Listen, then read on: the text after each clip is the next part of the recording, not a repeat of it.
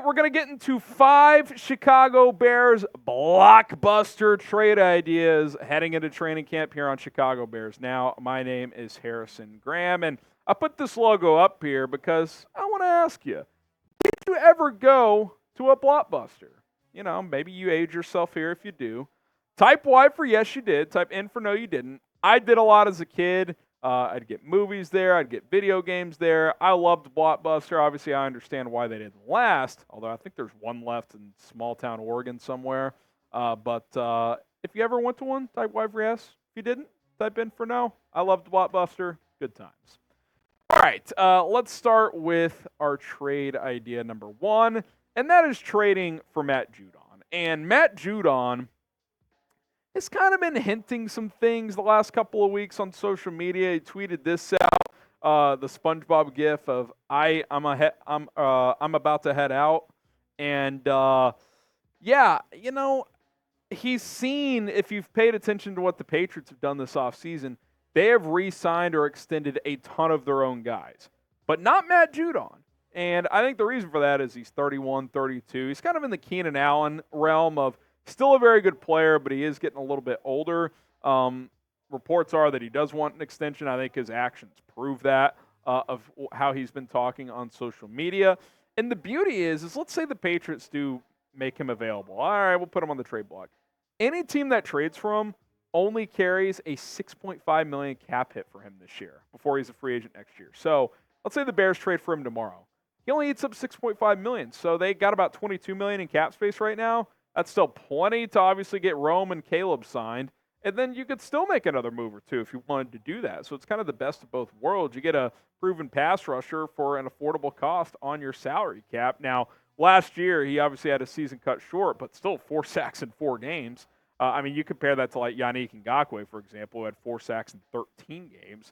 The 2 years before that, he was tremendous, obviously. This is a very, very good player. Like, you put him opposite of Montez Sweat to be like your speed rusher, I think that would be pretty damn good for this defense, and I think the fit would be excellent. So here's my trade idea.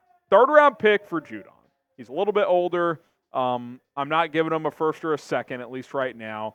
Would you make this trade? Type T for trade or type P for pass?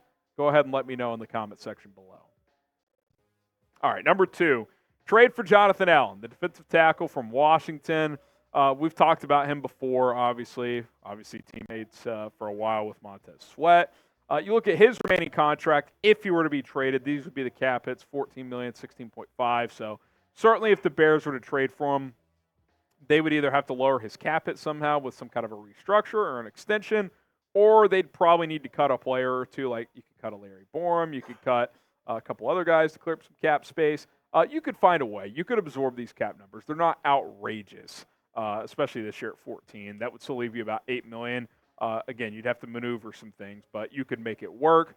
You know, I think the defensive tackle position is an interesting one for the Bears right now. Allen's obviously a proven guy. He can play the 3 tech. He can play the 1 as well a little bit. I think he'd play 3 tech here pretty clearly, and he would start next to Andrew Billings. Then Dexter and Pickens would be your top backups, kind of like they were last year. And look, I think, again, just looking at this, like, if you ask me, I would like to add another impactful defensive lineman. I think that is something, excuse me, that the Bears should try to do.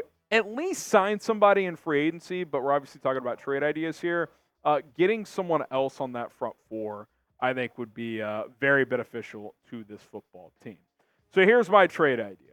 Jonathan Allen and a 5th to Chicago for a 3rd to Washington.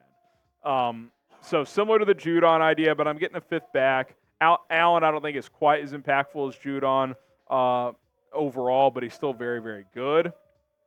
And his cap hit is bigger, obviously, so that has to factor in as well. That is my trade idea for Jonathan Allen. Before we get to our next trade idea, we got Caleb Williams jerseys available at chatsports.com/Caleb.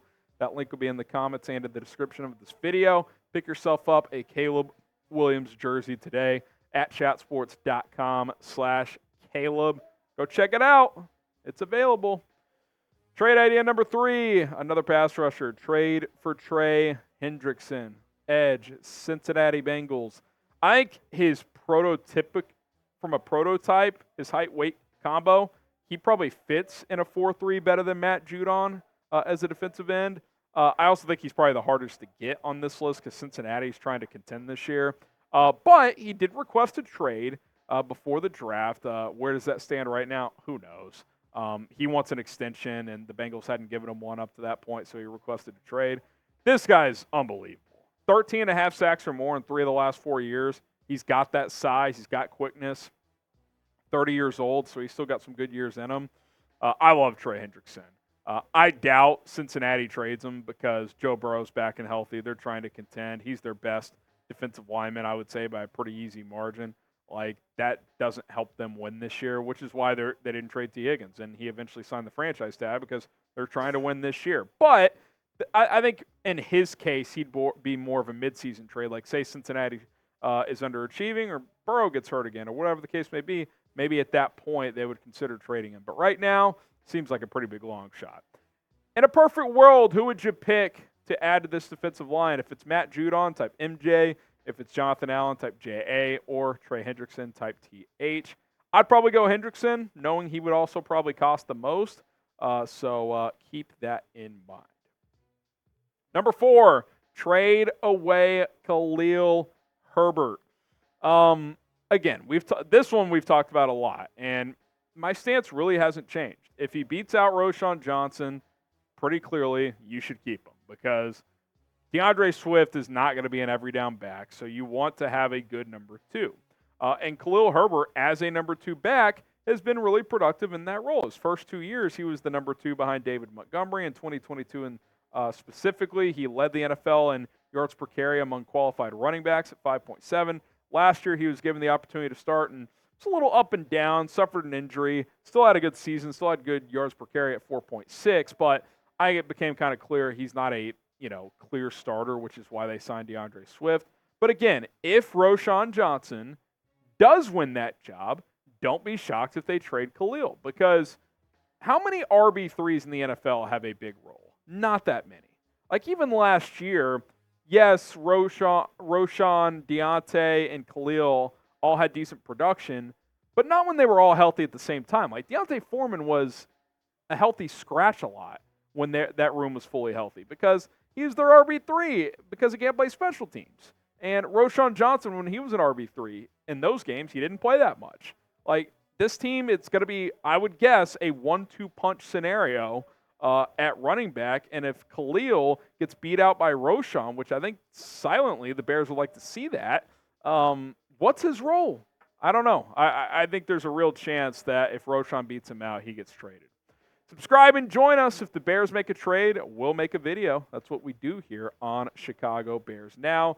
So hit that subscribe button and turn on notifications. Here was my trade idea for Khalil Herbert, a 5th to the Bears for 2025 for Khalil Herbert and a 2026 7th. Bears don't have a 7th this year, so I shipped out a 7th in 2026.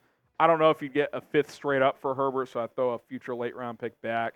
You're not going to get a ton for him, but could be a scenario where that takes place.